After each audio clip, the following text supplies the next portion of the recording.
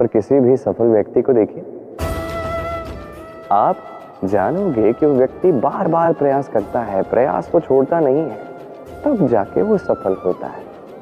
इसलिए आप भी प्रयास कभी मत छोड़िएगा, करते रहिए। जब आप पहली बार प्रयास करते हैं तब आप अकेले होते हैं, किंतु जब आप दूसरी बार प्रयास करते हैं तो आपके साथ पिछले प्रयास का अनुभव भी होता है। प्रयास करते रहिए, सफलता बस आपके पास आ ही रही है। हार और जीत, विजय और पराजय, सफलता और असफलता के मध्य झूलता रहता है। आपके साथ भी ऐसा होता होगा, है ना? जब आप सफल होते हैं, किसी चुनौती पर विजय पाते हैं, तो मन प्रसन्नता से आनंद के उपवन में झूमने लगता है। और जब आप असफल होते हैं, तब मन दुख और पीड़ा के सागर में डूबने लगता है। परंतु वास्तव में सफलता और असफलता है क्या? तनिक ध्यान से सोचिए। ये केवल हमारी मनोस्थिति मात्र है। हमारी पराजय तब नहीं होती जब हमारा शत्रु विजय प्राप्त कर ले। हमारी पराजय तब होती है जब हम पराजय स्वीकार कर लें। हम असफल तब नहीं होते जब हम लक्ष्य ना पा सके। हम असफल तब होते हैं जब हम प्रयास करना बंद कर दें। इसलिए प्रयास करते रहें और हार ना माने, क्योंकि जिस दिन आप हार स्वीकारना बंद कर देंगे, इन पक्षियों को देख रहे हैं आप, इनका उड़ना वायु में इतना संतुलन मुक्त कर देता है ना? इन्हें उड़ते देख आपके मन में भी इच्छा होती होगी कि इन्हीं की भांति आप भी स्वतंत्रता से उड़ पाएं। ईर्ष्या होती है ना, जब आप इन्हें खुले आकाश में ऐसे विचरण करते देखते हैं। पर कभी सोचा है, इस उड़ान को, इस स्वतंत्रता को पाने के लिए कितना परिश्रम, कितना अभ्यास किया होगा इन्होंने? आकाश में उड़ने से पूर्व धरती पर कितना गहन परिश्रम किया होगा इन्होंने। इनके माता पिता ने पहली बार जब इन्हें पंख फड़फड़ाने को उकसाया होगा, तो कितनी बार गिरे होंगे। पहली बार वायु में उड़ते समय कितना भय लगा होगा इन्हें। अपनी पहली उड़ान के पश्चात धरती पर उतरते समय गिरकर कितनी चोट खाई होगी। इस उड़ान का, इस स्वतंत्रता का ये मूल है। यदि आप ये दे सकते हैं, तो अवश्य आप भी इस स्वतंत्रता को पा सकते हैं। इन पक्षियों की भांति ही अपने चारों ओर जब भी आप किसी सफल मनुष्य को देखें, तो उससे ईर्ष्या ना करें।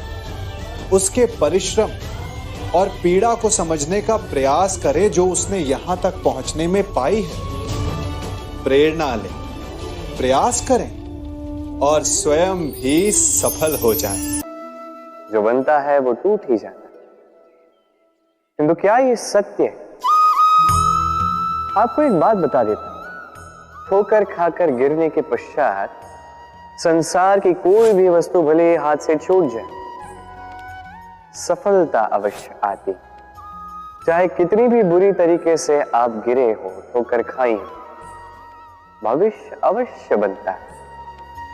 क्योंकि ये ठोकर, असफल, ये कठिनाई, ये हमें ऐसे निखारती है जैसे अग्नि स्वर्ण को। इसलिए जीवन में केवल आगे बढ़ते जाइए, दृढ़ निश्चय के साथ बढ़ते जाइए, और ठोकर खाकर गिरने से कभी भयभीत मत होइए, क्योंकि ये आने वाली सफलता का संकेत।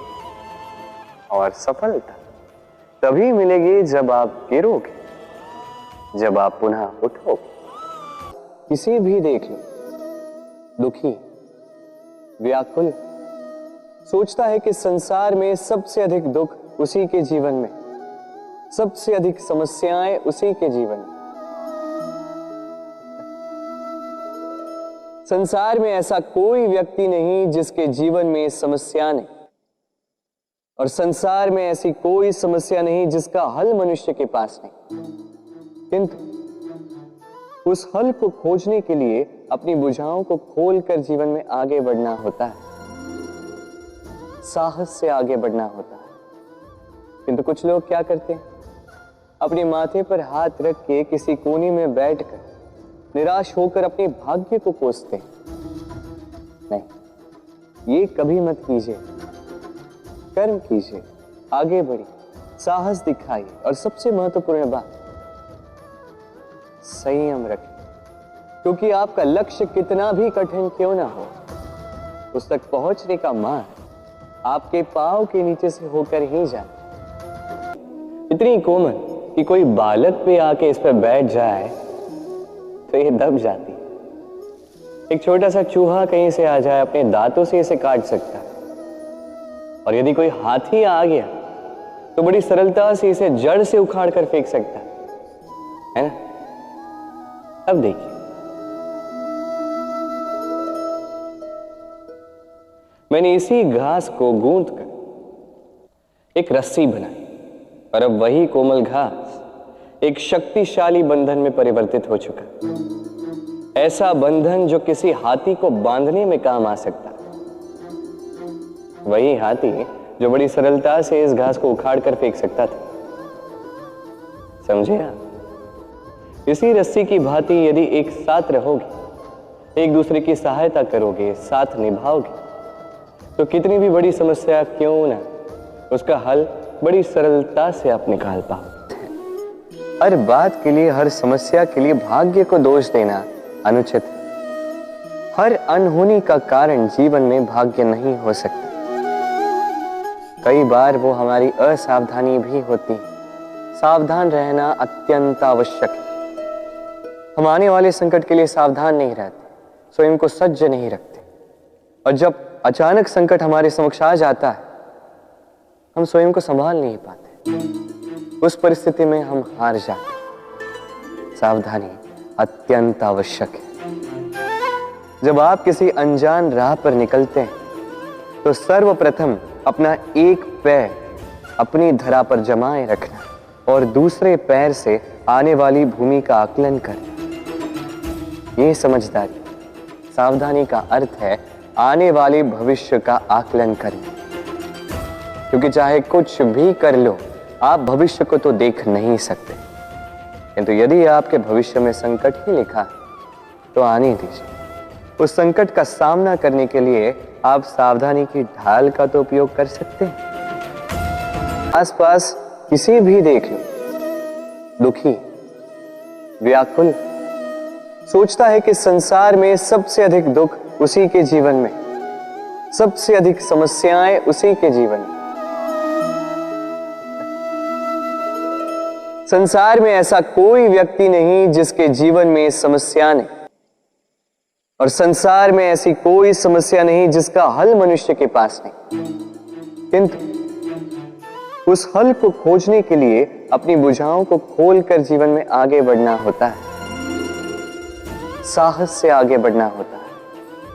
किंतु कुछ लोग क्या करते हैं, अपने माथे पर हाथ रख के किसी कोने में बैठकर निराश होकर अपने भाग्य को कोसते हैं। नहीं, ये कभी मत कीजिए। कर्म कीजिए, आगे बढ़िए, साहस दिखाइए, और सबसे महत्वपूर्ण बात, संयम रखें। क्योंकि आपका लक्ष्य कितना भी कठिन क्यों ना हो, उस तक पहुंचने का मार्ग आपके पांव के नीचे से होकर ही जाए। समस्याएं अब समस्याएं किसके जीवन में नहीं होती? हर एक के जीवन में समस्याएं होती। और ठीक है, जीवन है तो समय के साथ समस्याएं आती ही। किंतु क्या सारी समस्याएं समय ही लाता है? नहीं, आप सारी समस्याओं का श्रेय समय को नहीं दे सकते। ये अधिकतर समस्याएं तो ऐसी होती हैं जिन्हें हम स्वयं आमंत्रित करते हैं कि समस्याओं आओ, मैं आपकी प्रतीक्षा कर रहा हूं। कैसे? अब ये निर्भर करता है आपकी हाँ और ना। अधिकतर समस्याएं इसलिए आती क्योंकि हम बार बार हाँ कहते जाते हैं, और अधिकतर समस्याएं इसलिए आती हैं क्योंकि हम उचित समय पर ना नहीं कह पाते।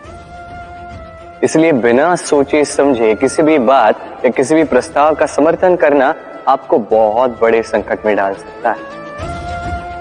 वहीं कभी ना कह पाना ये आपको उससे भी बड़े संकट में डाल सकता है। इसलिए स्मरण रखिए, ये अत्यंत महत्वपूर्ण सीख, सदैव सोच समझकर ही हाँ कीजिए और दृढ़ता के साथ ही ना कीजिए, और विश्वास कीजिए आपका जीवन अत्यधिक सुखमयी हो जाएगा। तो आइए मेरे साथ प्रेम से कहिए, राधे राधे।